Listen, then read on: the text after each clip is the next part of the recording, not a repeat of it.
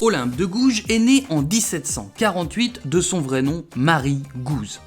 Elle se voit, à l'âge de 17 ans, mariée de force avec Louis-Yves Aubry, fils d'un bourgeois de Paris. De ce mariage, pas fifou, car l'amour n'est pas trop au rendez-vous, Tu es très moche.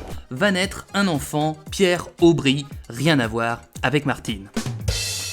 En 1766, son mari décède après avoir glissé sur une peau de banane. Et non, je plaisante, il est emporté par une crue soudaine du Tarn. Suite à cet événement tragique, elle décide de ne pas se marier et de rester veuve toute sa vie. Elle veut sa liberté.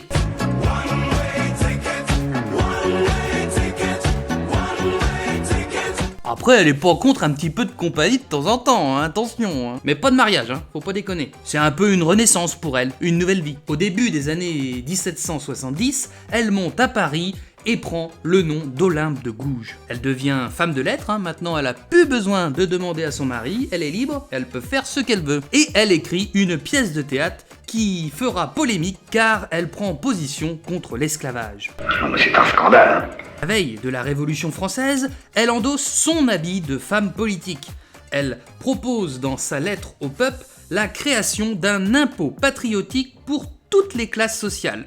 Impôt adapté en fonction de la richesse de chacun. Ah bah moi je dis bravo, ça c'est une belle proposition, et à la surprise générale, elle ne va pas être prise au sérieux. L'œuvre de sa vie, et ce pourquoi elle apparaît de nos jours dans nos livres d'histoire, c'est sa déclaration des droits de la femme et de la citoyenne, rédigée en 1791, 2 ans après la déclaration des droits de l'homme et du citoyen. Elle proteste contre la domination des hommes. Elle veut mettre l'égalité homme-femme au niveau de la justice. Une phrase ressort avec force de sa déclaration. Je cite : « La femme a le droit de monter à l'échafaud, elle a aussi le droit de monter à la tribune. » Ouais, c'est pas faux. Mais dans cette déclaration, elle ne fustige pas que la domination patriarcale. Elle dénonce aussi l'esclavage. L'égalité pour tous, elle en fait son cheval de bataille. Sa fin de vie sera marquée par des désaccords avec les révolutionnaires violents.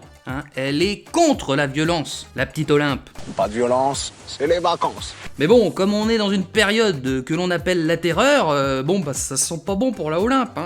Et puis voilà, en 1793, elle sera guillotinée à Paris. Olympe de Gouges est donc la pionnière du féminisme en France et tout simplement une femme extraordinairement courageuse dont son combat est assez simple, la liberté de chacun et de chacune.